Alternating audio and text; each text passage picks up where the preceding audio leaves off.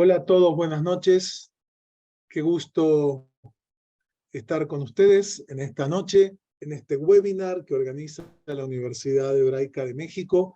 Así que por favor vayan diciéndonos en el chat, como ya nos saludó César, desde dónde nos están, desde qué ciudad nos están visitando. Hay algunas que son gente que conocemos de otros seminarios, cursos, hay gente nueva. Nos alegra a todos. Muy bien, Hugo, acá ya Hugo de Costa Rica. Tenemos gente, nos encanta tener un público diverso de distintos países, de distintas ideas, que enriquece con su presencia en nuestros programas. Ahora de vuelta a Chile, Puerto Montt, o sea, tenemos Estado de México, qué bueno, Ciudad de México, qué bueno. Así que nos dan Morelia, Michoacán, Estado de México, qué bueno, nos da mucho gusto esta presencia. Acá sí hay gente de posgrados judaicos, qué bueno. Monterrey, qué bueno. Es muy lindo. Bueno, en un minuto empezamos formalmente la actividad. Ahora nos saludamos y enseguida vamos a empezar. Estoy viendo, tenemos gente sí, de distintos lugares. Qué bueno. Así que por favor vayan diciéndonos desde dónde nos visitan, así podemos, como se dice, tener más, saber quiénes nos acompañan, ¿no? Como dije ahora en un minuto, vamos a empezar formalmente la actividad.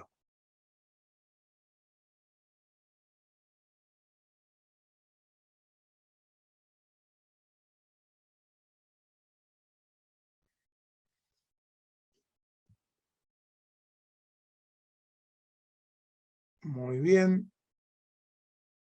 Chimalhuacán, México, Mérida, ¿qué tal, estimado Benjamín? Y otra gente, como veo, gente nueva, gente que son habituales. Nos da muchísimo gusto que así sea.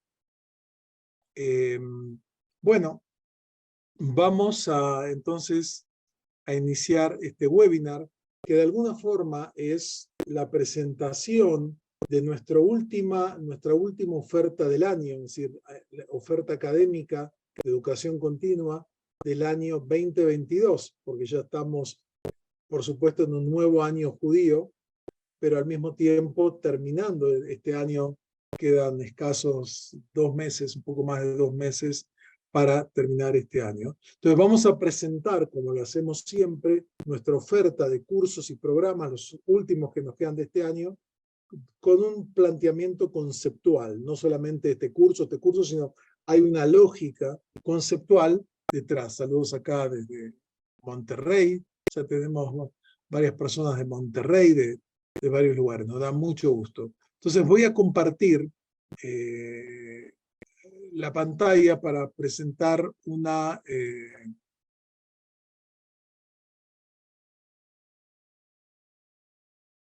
Muy bien, están viendo la presentación, ¿verdad? Okay. Bueno, formalmente les doy la bienvenida. Buenas noches, Erev Tov, como decimos en hebreo. Bienvenidos todos a este marco de este webinar de la Universidad Hebraica de México. Somos una universidad mexicana, auspiciada por la Comunidad Judía de México, que tiene por propósito la difusión, la investigación de la cultura judía en distintos marcos, ¿no? Y bueno, como veo, me da gusto ver a gente nueva, gente conocida, veo a Lisa, veo a otra gente que conozco hace mucho tiempo, así que un gusto y gente nueva, que eso también nos da un gran placer. Entonces, el tema de hoy es, que llamamos como un título global, los desafíos de las identidades en el mundo postmoderno, bienestar, historia y decisiones personales. El título, por supuesto, es muy amplio y podríamos dar un curso entero sobre estos temas que tienen implicaciones psicológicas, sociológicas, históricas, filosóficas, ¿no? Por supuesto. Entonces vamos a empezar para hablar de qué entendemos por identidades, cuando hablamos de identidades, ¿no? El concepto de identidad es un concepto problemático, hay que decirlo. Hay autores que les gusta el uso de identidades, hay gente que que plantea que las identidades son ficciones peligrosas que encasillan la estructura del individuo. Existe una gran discusión en la psicología social, en la psicología, en la sociología, en la antropología, en la historia acerca de qué son las identidades. Nosotros lo que sabemos hoy es que son construcciones psicosociales, es decir, las identidades no son objetos como una pera, una manzana o una montaña. Son construcciones psicosociales que van variando de acuerdo a las épocas, de acuerdo a distintos criterios.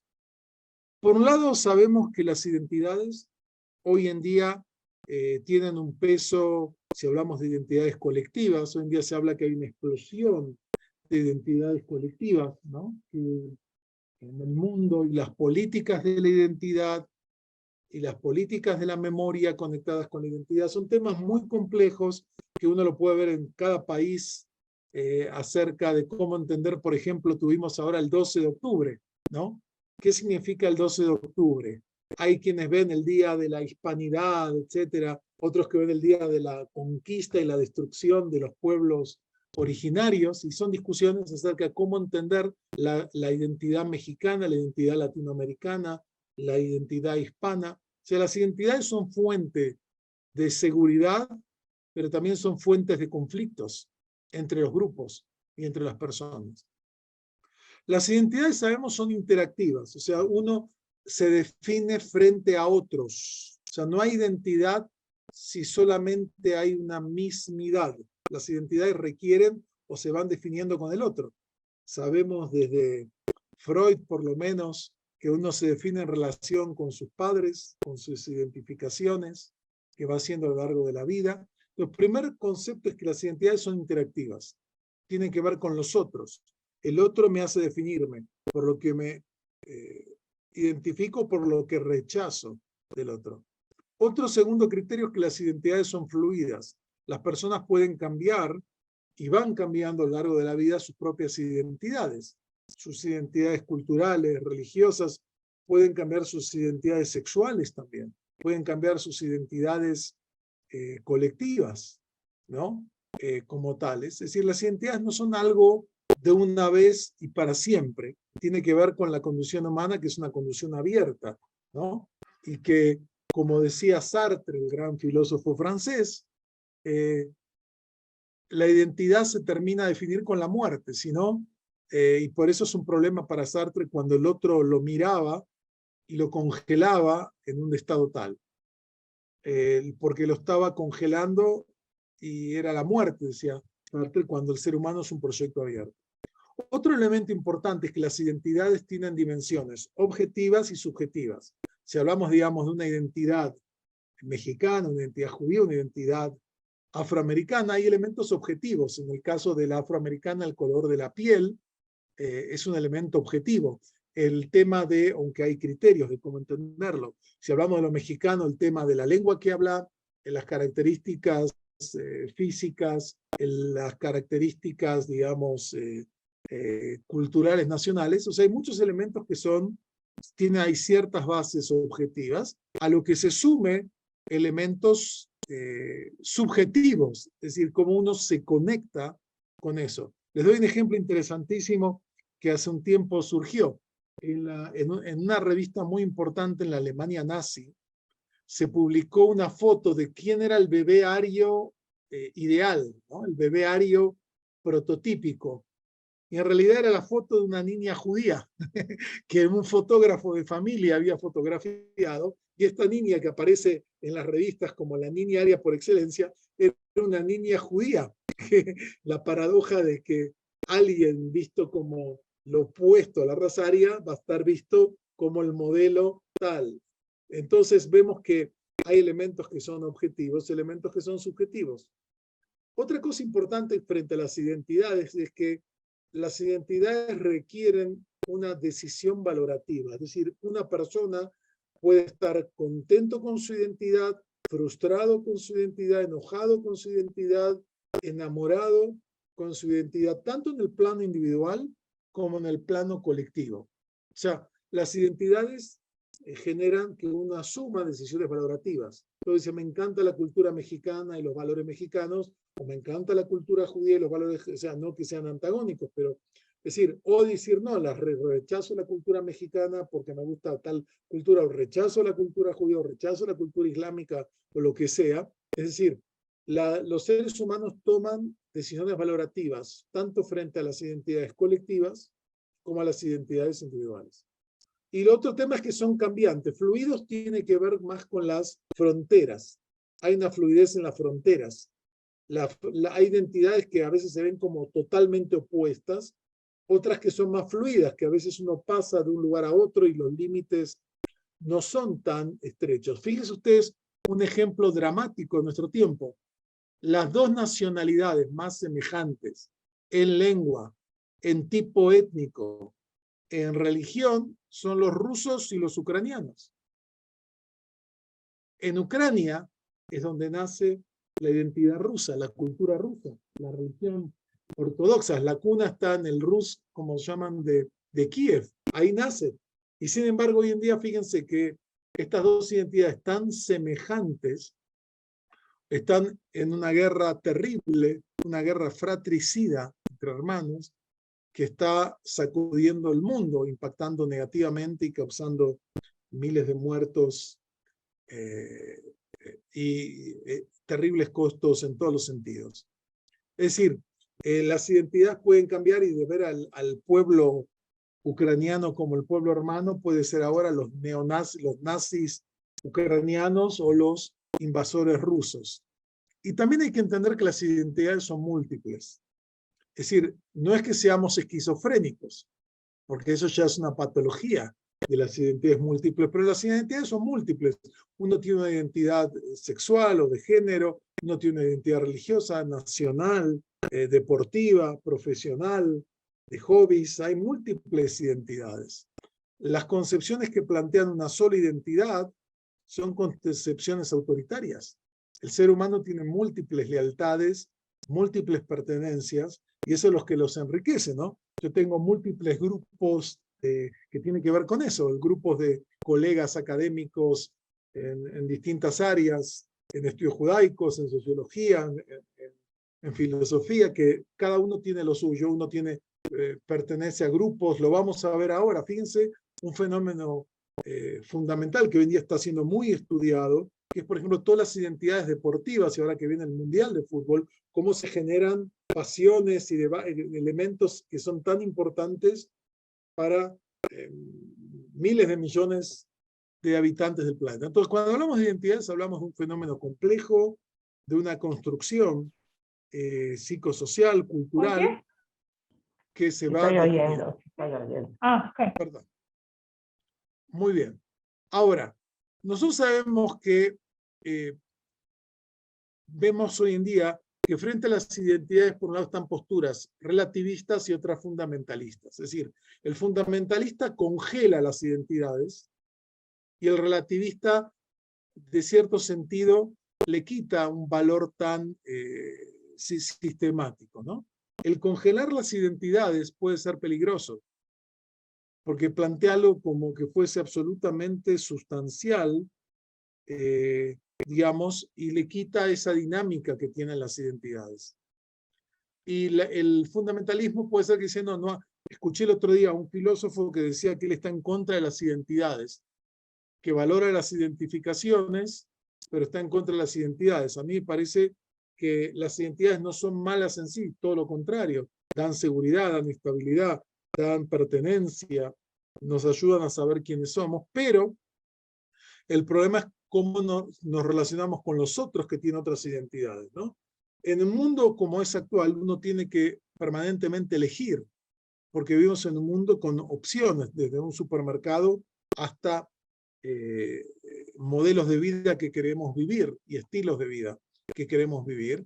Y esto hace nuevamente la pluralización del mundo, como lo analizan distintos sociólogos, plantean que esto genera tomar decisiones todo el tiempo y viene lo que decían varios filósofos, que uno está obligado a elegir, ¿no? Paradójicamente, como tal.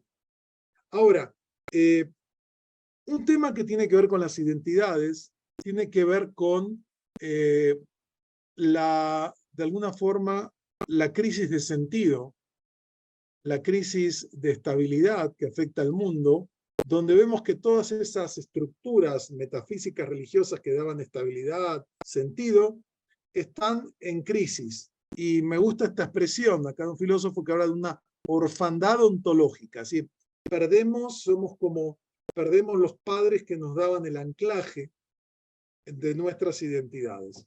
Y eso genera a veces un vaciamiento, que uno lo ve en la filosofía, en el arte, es decir, la esperanza, las utopías, que fue un elemento constitutivo del pensamiento filosófico, social, político del siglo XIX-XX, hoy en día está prácticamente reemplazado por las distopías, es decir, imágenes de un futuro terrible, apocalíptico, de guerras, de mundos postnucleares, etcétera, etcétera.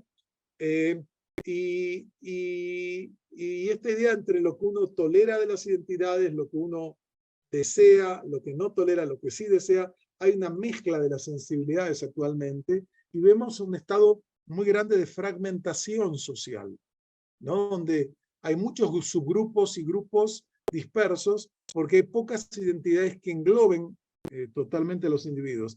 Por eso para los gobiernos, los países son tan importantes, por ejemplo, las competencias deportivas. Vamos al Mundial, la identidad mexicana con la camiseta, luchar por viendo en el equipo o de cualquier otro país, va a generar todos estos procesos identitarios, ¿no? Ok, ahora, nosotros vivimos en tiempos postmodernos, porque las promesas de la modernidad del siglo XIX y siglo XX, en muchos casos no cumplieron sus promesas, sus objetivos. La igualdad, la fraternidad, la libertad de la Revolución Francesa, ¿dónde están hoy en día?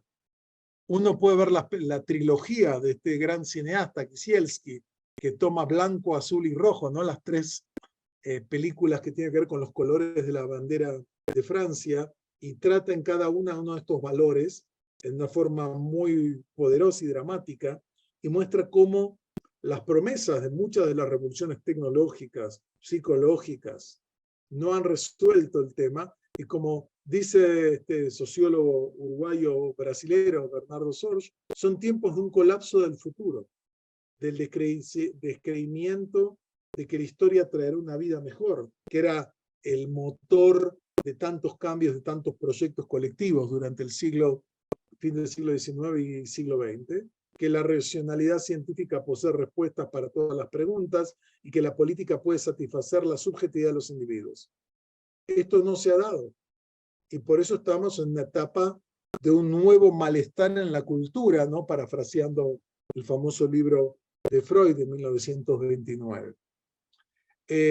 Pero esto también afecta a las concepciones judaicas, porque las viejas respuestas y las ideologías del judaísmo del siglo XIX y que la primera parte del siglo XX ya no dan respuesta, porque con la globalización, la homogeneización cultural, el vaciamiento de la vida pública, el cuestionamiento de valores universales, la individualización y la búsqueda de la felicidad personal como el foco en lugar de las utopías colectivas, es el sustrato en el cual se desarrollan las culturas contemporáneas y también el mundo judío contemporáneo como tal. Y esto es importante, nosotros participamos, como dije antes, en múltiples subculturas tribales en constante mutación. Está el grupo de amigos de la escuela, está el grupo de amigos del gimnasio, del club, está el grupo de amigos o de gente de la familia, está el grupo religioso, tal comunidad profesional, ¿no? Y cuando en este contexto vemos que las religiones vuelven a asumir un papel que siempre han tenido, que tiene que ver un puerto seguro que da estabilidad, a veces a costa de la libertad, porque todas las verdaderas concepciones religiosas plantean un estilo de vida, una serie de prohibiciones, una serie de normas que por un lado dan seguridad, una seguridad tanto existencial como metafísica. Pero al mismo tiempo, a veces, dependiendo qué tipo de formas religiosas, puede generar, digamos, una situación de pagar cierto papel por la libertad. Porque no se ha logrado un equilibrio entre libertad y seguridad. Eso lo analiza muy bien Zygmunt Bauman en su libro La Comunidad y otros autores. O sea, no hay una respuesta simple a los dilemas de la libertad y la seguridad. El judaísmo tiene algo interesante, que es una muy buena combinación de lo local con lo global y de lo particular y universal. Es decir, la experiencia judía, que de alguna forma anticipa rasgos de la modernidad, justamente tiene estos elementos positivos. Y hoy en día la identidad judía en muchos lugares es vista positivamente, digamos, como un modelo de poder vivir en la modernidad apegado a la familia y a la tradición, poder al mismo tiempo tener la mente abierta y estar apegado a formas comunitarias. O sea, hemos logrado un equilibrio en cierto sentido en este tema que es positivo, porque vivimos en un mundo que es profundamente local y al mismo tiempo inmensamente global. Y esta combinación de lo particular y lo universal se refleja en todos lados. Y lo que hay que entender es que el judaísmo posmoderno es un judaísmo individualizado. La gente hoy en día no quiere todo el paquete. Puede ser que vaya a una sinagoga de Chabad Lubavitch para el viernes y vaya a la sinagoga reformista o conservadora para las fiestas, y puede ser que en su casa coma tales cosas pero afuera de otro tipo, y que le guste leer tal tipo de literatura y que le guste tal otra cosa. Es decir, son formas a veces de identidades más light, podría ser, que no es solamente el paquete completo. Yo soy un consumidor que voy eligiendo a la carta lo que a mí me gusta. Esto tiene, por un lado, respeta la individualidad, pero puede caer en algo que es muy light y que ahí mismo, entonces, no me da la seguridad y la estabilidad que busco o espero, ¿no? Bueno, el problema de este tipo de visiones, no solo en judaísmo, en otras concepciones iguales, serían transformar el judaísmo en el soporte de una cultura narcisista. Esto lo dice Bernardo Sorge, y yo concuerdo con él. Es decir, uno tiene que tener una cierta coherencia en las elecciones que hace de estilo de vida y de valores, porque, digamos, cuando el individualismo en una forma extrema se convierte en la norma, estamos en lo que describieron algunos sociólogos en el famoso título de bowling alone, ¿no? Ir a los bolos solo, ¿no? Como una metáfora del individualismo radical que de alguna forma genera un vaciamiento de lo público y de lo colectivo, y que se refleja con la antipolítica, se refleja de múltiples formas. Ahora, ¿cómo se conecta esta breve descripción que estoy haciendo del escenario posmoderno de las identidades con nuestra oferta de cursos que vamos a hacer ahora? Y nosotros tenemos acá, serían 2 cursos y un seminario breve que tocan alguna de estas temáticas. Voy a empezar por el primero, que es este curso, un workshop, en realidad es un workshop en línea, muy recomendado para psicólogos, para gente interesada en temas de identidad, todo, que dará el doctor Alfredo Borodowski, rabino, doctor en filosofía, especialista en trabajo social, en psicología positiva y otros temas, que va a dar un workshop muy innovador que se los recomiendo profundamente. Psicología positiva y Midrash, descubriendo tus fortalezas para crecer. Este es un curso que tiene que ver sobre todo el tema de las identidades y las decisiones que tomamos. Y desde esta perspectiva, que algunos de ustedes conocerán de la psicología positiva, que el foco no está en la problemática o en los puntos débiles, sino el foco de esta concepción está en las fortalezas que tenemos para poder avanzar y fortalecerse en ese tema. Hace un tiempo conocí a un gerente de una empresa multinacional muy importante, que él me dijo que habían contratado a Tal Ben-Shahar.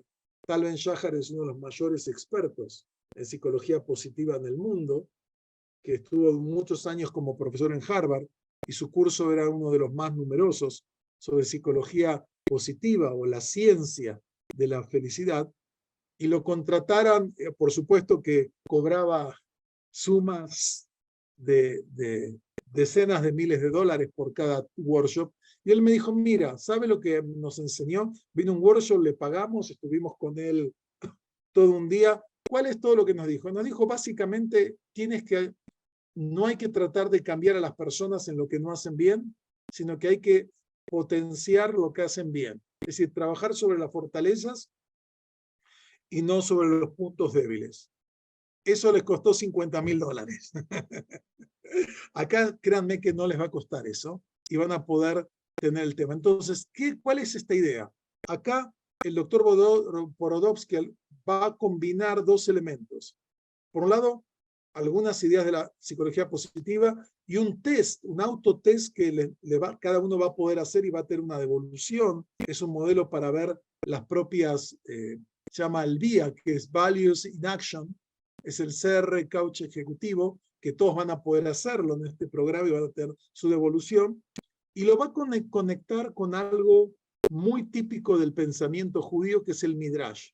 El Midrash es uno de los métodos de interpretación de los textos bíblicos. Es uno de los métodos más creativos que conecta relatos, parábolas, textos, para dar sentido. Y tiene que ver con lo que vimos anteriormente, acerca de un mundo que el sentido está siendo cuestionado y está puesto en cuestionamiento, perdón por la redundancia. Es decir, este seminario, este workshop, que va a durar 6 encuentros, en realidad, tiene por un lado una primera breve introducción, que es la psicología positiva y cuál es la concepción de ser humano que tiene. Después se va a tomar el VIA, que es Values in Action, el instrumento, y va a haber un trabajo de devolución grupal. Esto se hace en línea y el doctor Borodovsky le dará la devolución. Después se va a trabajar sobre la utilización de las fortalezas en el ámbito personal, liderazgo educativo, ¿no? Y social.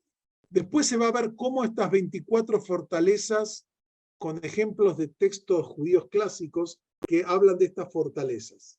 Estas 24 fortalezas identificadas ahí. Y por último, la idea es que cada uno pueda desarrollar una especie de midrash, una narrativa propia que lo ayude a integrar, por un lado, sus propias fortalezas en la vida con una narrativa que dé sentido.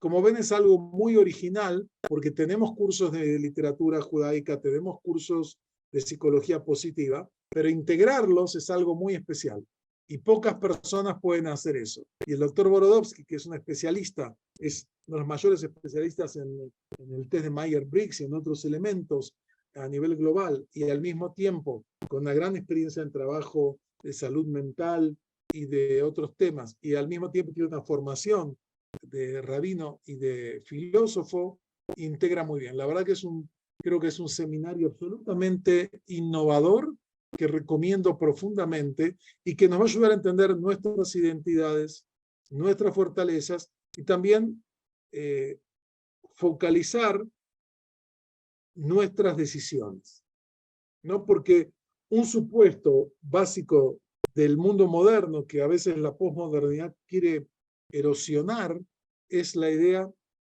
de que el ser humano es el agente de su propia existencia. Este fue uno de los grandes elementos filosóficos de la modernidad, es decir, la agencia humana, la capacidad del ser humano de actuar más allá del destino, de las religiones, de las limitaciones sociales, clasistas, políticas y económicas de su tiempo. El concepto de agencia, es decir, que la libertad humana y la capacidad del ser humano implica, por supuesto, responsabilidad. Y con base a los hallazgos de este nuevo enfoque psicológico, que es la psicología positiva, y usando algo que no es solamente teórico, tú vas a poder ver con este tipo de modelo que lo haces en línea, cuáles son tus propias fortalezas para construir sobre esto, porque en un mundo como el que estamos viviendo, tan complejo, tan difícil, y que no parece que vaya a mejorar rápidamente, descubrir tus fortalezas me parece que es algo fundamental para poder crecer. Entonces, este tema tiene que ver con esto que hablamos de las identidades en el mundo postmoderno y con el bienestar, porque el bienestar tiene múltiples dimensiones como aprendimos por la pandemia. Depende de los sistemas de salud globales, estatales, locales, de las redes comunitarias. Sabemos que el bienestar no depende solo de uno. Y hay elementos que si no tenemos vacunas o si no tenemos acceso a otros elementos, es problemático, pero hay elementos del bienestar que dependen de uno mismo. Y lo importante de este seminario, creo va a ser este workshop, este taller, va a ser que uno va a poder trabajar sobre aspectos de nuestras propias personalidades que pueden ayudarnos a desarrollar un mayor bienestar y una mayor capacidad de resiliencia para enfrentar la vida cotidiana, para enfrentar los problemas familiares, sociales, económicos, etcétera, etcétera, ¿no? El tema no es simple. Y el doctor Borodowski tiene una historia muy peculiar en estos temas, que eso le da su gran resiliencia y formación, y es un lujo tenerlo a él. Él vive en New York y estará con nosotros, será en español, por supuesto, el curso, pero tiene que ver con esto de identidades en el mundo postmoderno, y el foco en este seminario está en el bienestar. Entonces, ojalá que nos puedan acompañar. Es un grupo pequeño, no vamos a tener más de 20 personas, ojalá se puedan incorporar. El segundo curso que vamos a dar ahora, en este marco de la universidad, que empieza en noviembre, estos cursos son en noviembre y terminan en diciembre, son cursos cortos de 6 encuentros. El segundo de los cursos es el curso que tiene que ver con la historia. Y uno de los acontecimientos más dramáticos de la historia del siglo XX, sin duda, la Shoah. Y tendremos también a cargo de la doctora Magdalena Resnick, que es una lingüista, investigadora, artista, que ha participado en exposiciones y ha escrito algunos libros sobre, un libro interesante sobre Terezín o Theresienstadt, uno de los campos de concentración que había en la República Checa. Como tal, el curso se llama Responsabilidad hoy ante la Shoah, ideología, creencias, hechos, controversia e investigación. Porque si hablamos de la historia y el impacto que tiene la historia en la vida personal, tal vez no hay un hecho más dramático en el siglo XX como la Shoah. Porque la Shoah se da en el marco de la Segunda Guerra Mundial, una guerra en la que van a morir 60 millones de personas, que van a ser heridos decenas de millones de personas, que van a desplazarse decenas de millones de personas, y esto nos muestra la locura que puede generar la guerra y el tema que el descontrol, porque no es algo que uno pueda prever, y cómo este elemento generó una de las mayores catástrofes en la historia de la humanidad. Que no es casualidad que Naciones Unidas, la Asamblea de Naciones Unidas, en forma unánime, decretó en el mes de enero, cuando fue la liberación del campo de concentración de Auschwitz, a cargo del Ejército Rojo, como el Día Internacional de la Memoria de la Shoah. No como una conmemoración judía, sino como una conmemoración para todo ser humano, para conocer los riesgos y la fragilidad de los derechos humanos en el mundo. No es algo que podemos dar por algo obvio, porque la historia impacta en nuestras identidades, querramos o no. Y esto requiere conocimiento y saber. Y este seminario, una excelente profesora como es la doctora Mado Resnick, va a tocar los siguientes temas. Todo el tema de creencias, hechos, propaganda, racismo. Hoy en día que hablamos de fake news, ¿no?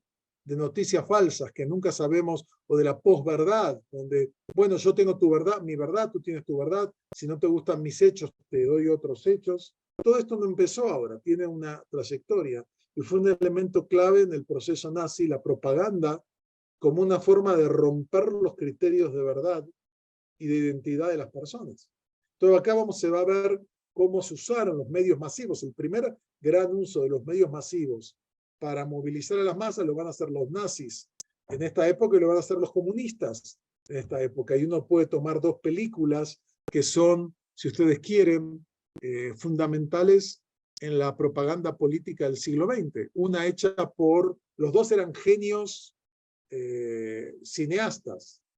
Uno es la famosa obra de Leni von Riefenstahl, El triunfo de la voluntad, una obra que es una extraordinaria obra de propaganda política nefasta por los efectos, porque ella va a, de alguna forma, convertir cierta santificación a la figura del líder nazi y del nazismo, y va a definir estos valores del pueblo, pero tuvo un impacto enorme y es una obra desde el punto de vista del uso de las cámaras, la iluminación, la estructura, la combinación de la música, una obra monumental, como lo es también el acorazado Potemkin de Eisenstein, el gran cineasta ruso. Y estas dos películas fueron claves en toda la propaganda, digamos, tal que hoy en día eso ya no se hace en el cine, está en las redes sociales.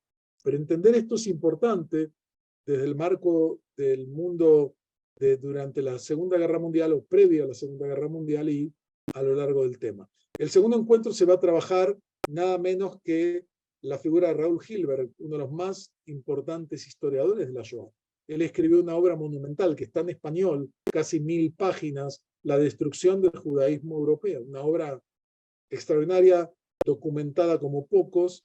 Él investigó a fondo todo el sistema de los ferrocarriles. Él tiene todos los documentos, dónde iban, porque el Estado alemán tenía que pagar los trenes.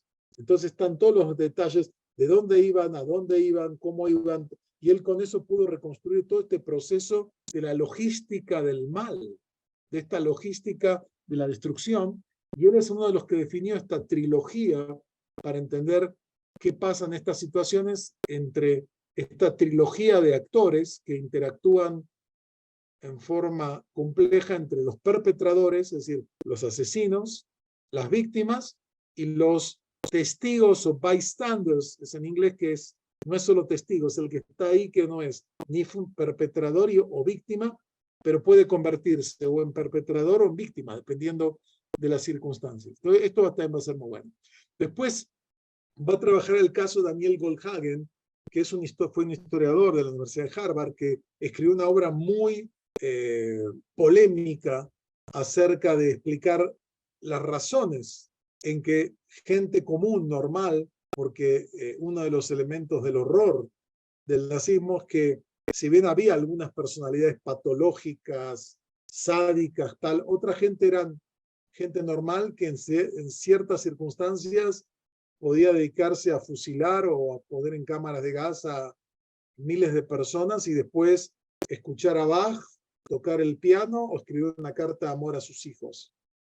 Sabemos que eso también es posible. Entonces, Daniel Goldhagen planteó un libro que tuvo un enorme impacto a nivel global acerca de por cómo los alemanes comunes, tales, el libro se llama Los verdugos voluntarios de Hitler, y es una obra clave y va a hablar cómo, cuáles son las motivaciones que gente aparentemente normal y bien se puede prestar en determinadas condiciones históricas a convertirse en verdaderos criminales.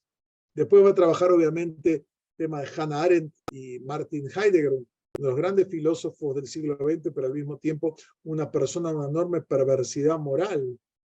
Y hoy en día en mucha literatura se han publicado también sus textos personales, los famosos cuadernos negros, que nos muestran que el tema de Heidegger y su adhesión al nazismo no fue algo coyuntural, que había algo muy profundo en su concepción filosófica y toda la discusión acerca del mal radical, por un lado, y la banalidad del mal que plantea Hannah Arendt en ciertos temas. Después se va a trabajar uno de los más importantes, yo tuve el gusto de estudiar con él, Saul Friedlander, que fue profesor de la Universidad de Tel Aviv, en la Universidad de California, en la Universidad de Ginebra, uno de los más grandes estudiosos de la Shoah, cuya obra Los judíos y la Alemania nazi es la obra hoy en día tal vez más importante que se ha escrito, son 2 tomos, están publicados también en español, una obra extraordinaria que combina la macrohistoria, la microhistoria, que todo es un libro, una obra que ganó el premio Pulitzer, de este gran historiador que nos ayuda a entender mejor qué ocurre en la historia. Porque la historia no es algo que está en los libros, la historia no es algo que está en el pasado, la historia es lo que vivimos. Dentro de 100 años se va a hablar la época de la guerra en Ucrania, qué pasó y cómo fue y cómo nos afectó. O cuando nos pregunten nuestros hijos o nietos qué pasó, nosotros vivimos la historia o la historia está en los libros. La historia la vivimos. La historia global se traduce en la historia individual, personal que cada uno. Y por último, conclusiones sobre cómo vemos en el presente el proyecto de exterminio de la Shoah, los ecos desde el antisemitismo, el racismo, pero también la violencia genocida en el mundo, que lamentablemente no ha terminado. Y como lo planteamos en un encuentro que tuvimos hace poco, que en un curso que organizó la universidad sobre el tema también de la Shoah, planteamos esto, una enseñanza que yo veo acá es, la Shoah nos enseña la fragilidad del ser humano para preservar al ser humano. La increíble fragilidad que tenemos en proteger a la vida, a los otros. Y esto no es algo que se acabó, lamentablemente, en 1945. Entonces, este es un curso que nos tiene que ver con la historia, como hablamos acá al comienzo, perdón que mueva rápido, ¿no? Este tema de la historia también afecta a nuestras identidades. La historia hace nuestras identidades. Y también las decisiones que tomamos, porque las personas tuvieron que decidir a quién apoyar, a quién votar, dónde afiliarse, qué hacer frente al pedido de ayuda de alguien desesperado, como los judíos en esa época o los inmigrantes en el mundo contemporáneo que lo vemos como tal. Entonces, este es otro curso excelente por una excelente profesora y también empieza, como ven, el 3 de noviembre, muy pronto, así que los invitamos a acercarse. Y por último, ya no es un curso, es un seminario que dura 2 días, 2 encuentros nada más. Vamos a tener el privilegio de contar con uno de los mayores expertos en el mundo en un tema muy controversial, por lo menos aquí en México, que es el tema de la conversión al judaísmo. Vamos a tener nada menos que al profesor Tzvi Zohar, que es uno de los mayores expertos, profesor emérito de la Universidad de Bar Ilan en Israel, profesor un fellow del Shalom Hartman Institute en Jerusalén, un gran investigador también del judaísmo sirio, de los judíos de Oriente, pero un gran experto cuya obra Transforming Identity es tal vez el mejor libro que se ha escrito sobre la conversión al judaísmo. Este libro se llama Transforming Identity, está en inglés, está en hebreo, y el tema va a ser la conversión a identidad judía, los desafíos de la modernidad. En un breve seminario con materiales que vamos a tener, este seminario va a ser en inglés, aclaro, y va a ser presencial. Los demás son en línea, o sea, lo pueden tomar de cualquier ciudad del mundo y son en español. Este seminario lo vamos a hacer en inglés aprovechando la presencia del profesor Tzvi Zohar con nosotros y en este seminario, en primer lugar, el profesor Tzvi Zohar va a explicar qué significa la conversión al judaísmo. ¿Existe la conversión al judaísmo? Porque hay personas que piensan que no existen. Y uno de los elementos que sabemos es que obviamente que hace 2000 años por lo menos ya existe el mecanismo y los procesos de conversión al judaísmo.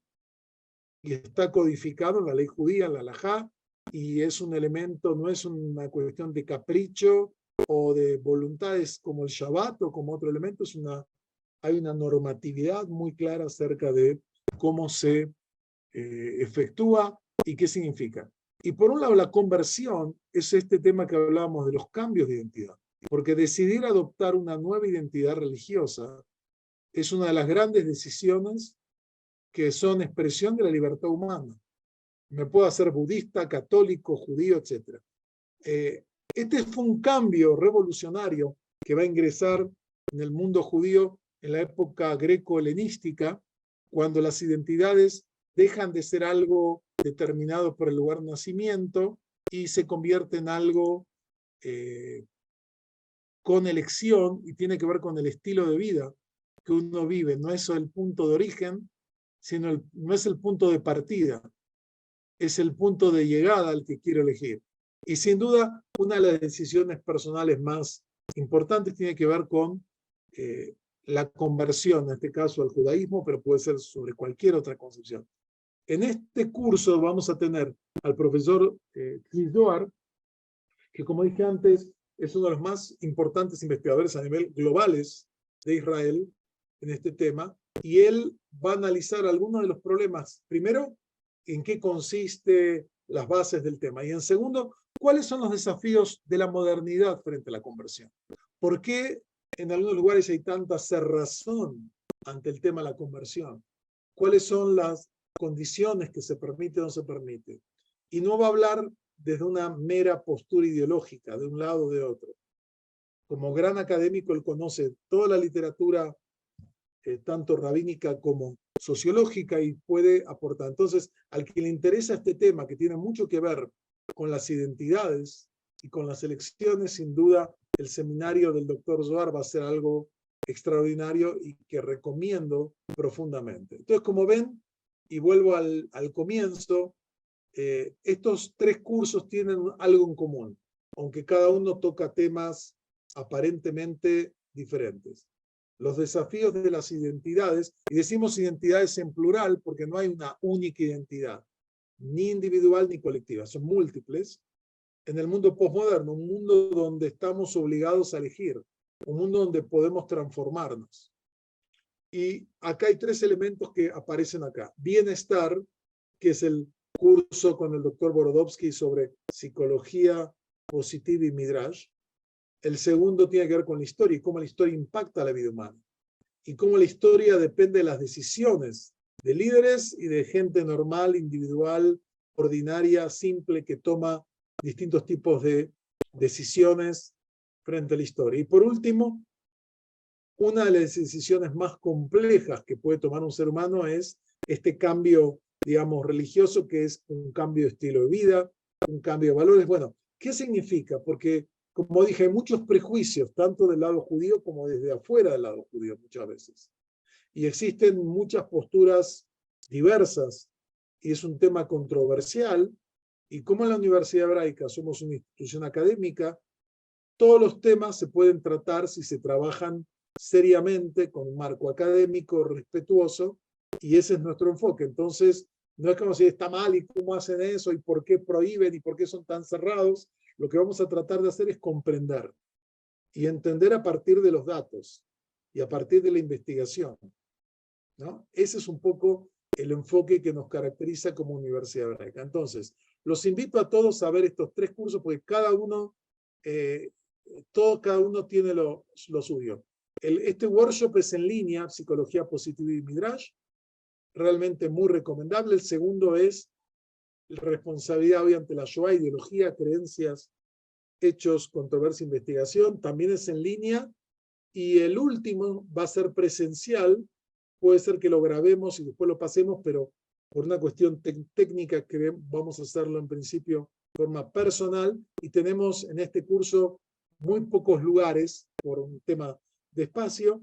Ya tenemos pre-reservados 20 lugares, nos quedan solo 15 disponibles, que pueden ver acá, que están las fechas, todos los horarios, lo pueden encontrar en nuestra página web, y acá tienen los datos para ver todo el tema de costos que ya han preguntado, costos, fechas, inscripción, como es. Acá tienen tanto Jacqueline como María Fernanda, los teléfonos para llamar, para preguntar, para inscribirse.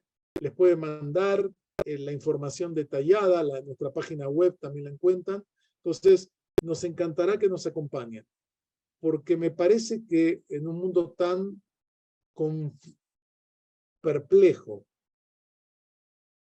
incierto, violento, y ustedes agreguen, cada uno podría agregar algo, en este mundo necesitamos comprender, necesitamos orientarnos, y orientarnos con conocimientos reales, poder dejar de lado prejuicios, conocernos mejor nosotros mismos, conocer las tradiciones históricas, en este caso del mundo judío, de la historia, como tales. Entonces, yo los invito a todos a incorporarse, los que ya nos conocen, no tengo que explicar, los que son nuevos, pruébennos y verán que ofrecemos programas en este caso, de educación continua de alta calidad, que les van a servir en el plano personal, en el plano profesional, depende de la ocupación de cada uno de ustedes. Así que ojalá que nos puedan acompañar en estos 3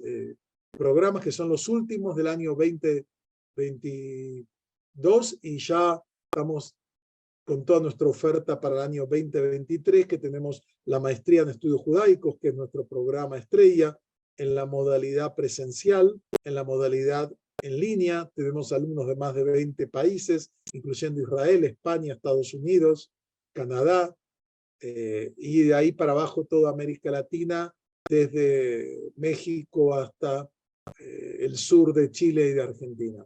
Y son programas muy buenos en los que intentamos, como Universidad Hebraica, transmitir, compartir la investigación, el conocimiento, esta apasionada búsqueda de la verdad en un mundo tan complejo. Si tienen preguntas o dudas, por favor, a través del chat pueden expresar. Tenemos algunos minutos para algunas preguntas que quieran saber. La pregunta que ya nos hizo Tomás acerca del costo, por favor, contacte a esta página o en la página web, todo ahí está la información. Hay becas, hay algunos descuentos que estamos haciendo, ya para que la semana que viene los que se inscriban puedan acceder a estos cursos que, como dije, tienen ponentes de primer nivel internacional y que tocan distintos temas. Hay para todos los gustos, como se dice, pero todos hechos desde este lugar de académico, respetuoso, con fundamentos, ¿no?